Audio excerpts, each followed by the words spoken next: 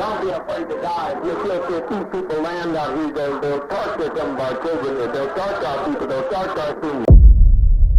In the 1950s, Jim Jones began as a preacher in Indianapolis, blending Christian teaching with promises of racial equality and social justice. By the late 1960s, his church, the People's Temple, had moved to California, attracting thousands. On the surface, it looked like a progressive movement. But inside, Jones demanded total loyalty, enforced exhausting white knight rehearsals, and convinced followers the outside world was poisoned by racism and capitalism. By 1977, under mounting media scrutiny and abuse allegations, Jones fled with his flock to a jungle settlement in Guyana.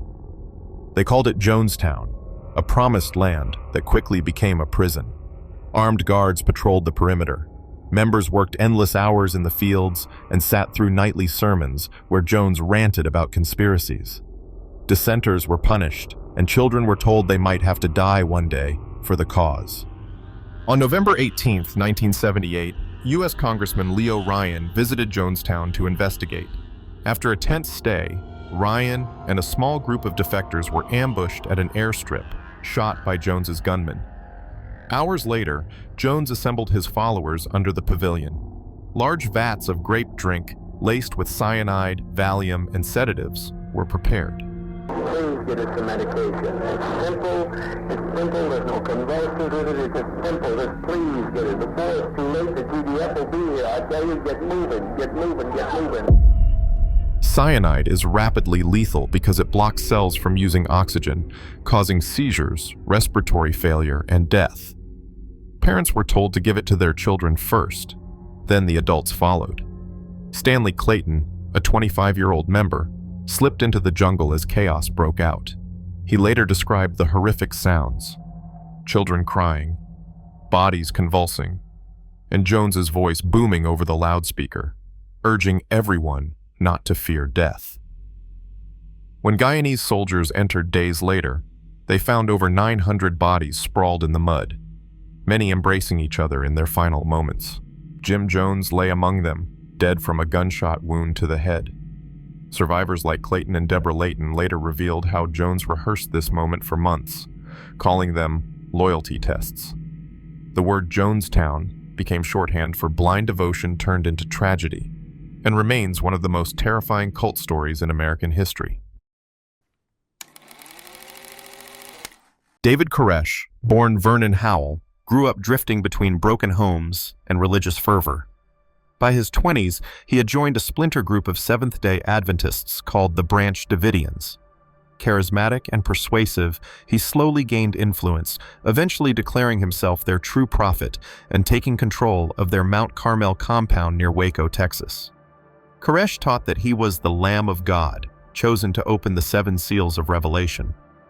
He banned his male followers from intimate relations. He amassed an arsenal of weapons, convinced the world's end was near, and that his followers must be ready for a final battle with government Babylonians. On February 28, 1993, the ATF, a U.S. federal law enforcement agency, raided the compound, sparking a gun battle that killed 4 agents and 6 Davidians. What followed was a 51-day siege. Negotiators tried to coax Koresh out, while FBI agents surrounded the compound with tanks and floodlights. The plan was to force a surrender by isolating the compound, increasing pressure, then inserting gas and move in using armored vehicles. Inside, women and children lived under Koresh's sermons and his promise that God would protect them. On April 19th, the FBI moved in with armored vehicles and tear gas. Hours later, flames erupted. Whether started by Davidians or by accident, the inferno spread rapidly. Survivor Clive Doyle stumbled out, badly burned, while hearing children's screams inside. 76 people, including 25 children, died. Koresh himself perished in the fire, his body later found with a gunshot wound. Survivors like Doyle and David Thibodeau later told of Koresh's absolute control and the fear that kept members inside even as flames rose. The siege remains one of the most controversial U.S. law enforcement actions ever, fueling decades of conspiracy theories and extremist anger. To this day, Waco is shorthand for government mistrust and cult tragedy. Marshall Applewhite was a Texas music teacher whose life collapsed after a mental breakdown in the 1970s. Meeting nurse Bonnie Nettles, he reinvented himself as a prophetic figure. Together, they founded Heaven's Gate, a UFO-based cult that blended science fiction, Christianity, and New Age mysticism. Nettles died in 1985, leaving Applewhite alone to lead.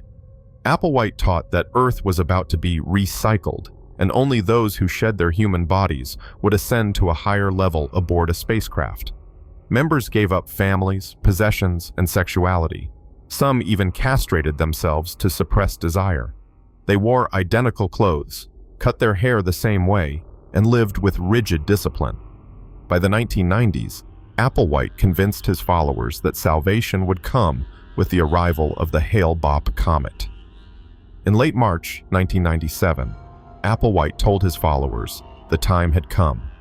Over several days, 39 members took lethal doses of barbiturates mixed with vodka, laying down in bunk beds with purple shrouds over their faces. Each wore identical black Nike sneakers. When police entered their California mansion, the sight of the perfectly arranged bodies stunned the world. One member, Rio D'Angelo, survived because Applewhite sent him away to distribute farewell tapes. When he returned, he discovered the corpses of his friends. Decades later, he still speaks of the haunting silence inside the mansion. Heaven's Gate became infamous not just for the mass suicide, but for its eerie modernity. A high-tech cult that ran a web design business, left farewell messages online, and still has a website maintained by surviving members. It was proof that even in the digital age, apocalyptic devotion can lead to death. Charles Manson grew up in institutions, drifting through reform schools and prisons before finding California's counterculture in the 1960s. Charismatic but manipulative, he gathered a group of mostly young women and disaffected youth. They followed him into the desert, living communally, experimenting with LSD, and listening to his doomsday visions. Manson preached a coming race war he called Helter Skelter, borrowing the name from a Beatles song he believed contained hidden messages. He told his family they could trigger this war by murdering wealthy white people and making it look like black radicals did it. Drugs, isolation, and manipulation kept followers under his sway. Many gave up their names, their families, and their freedom of thought. On August 8, 1969, Manson sent his followers to the Los Angeles home of actress Sharon Tate, who was 8 months pregnant. That night, 4 of his devotees brutally murdered Tate and 4 others in a frenzy of stabbing, shooting, and terror. The following night, Manson personally accompanied the group as they invaded the LaBianca home, killing the couple inside. Linda Kasabian, who refused to physically kill, later described in court the screams, the blood smeared across walls, and the killers acting without hesitation. Manson never killed with his own hands, but his power of persuasion was enough to command violence. Survivors like Kasabian and Barbara Hoyt later revealed the fear and psychological grip he held. The murders shocked America, signaling the violent end of the 1960s peace and love era. Manson died in prison in 2017, but the family remains one of the most infamous cults in U.S. history. At trial, Charles Manson and several of his followers were sentenced to death. But when California struck down the death penalty in 1972, their sentences were reduced to life in prison. Leslie Van Houten was finally paroled in 2023, and Tex Watson is still serving life. Only Linda Kasabian walked free, granted immunity for testifying against the family. David Berg, once a traveling preacher, founded the Children of God in 1968 in California. He attracted young seekers during the hippie movement, offering communal living, music, and a promise of freedom from the system.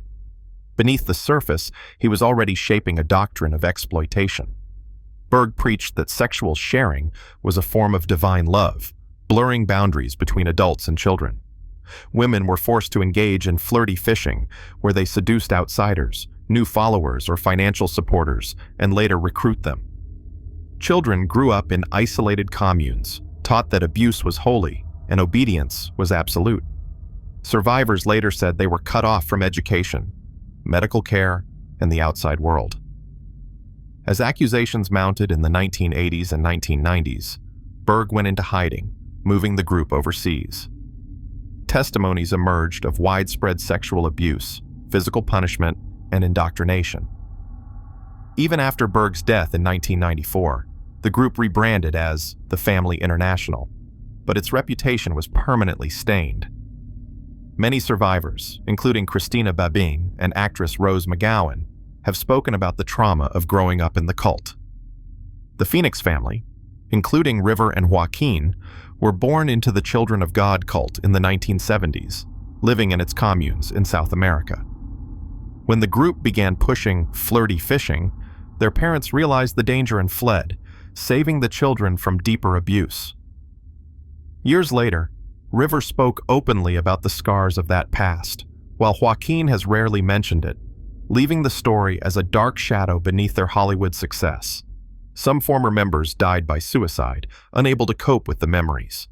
Though leaders later apologized for past practices, the Children of God remains one of the darkest examples of religious manipulation and child abuse disguised as faith. Which cult do you think is the creepiest of them all? Comment below.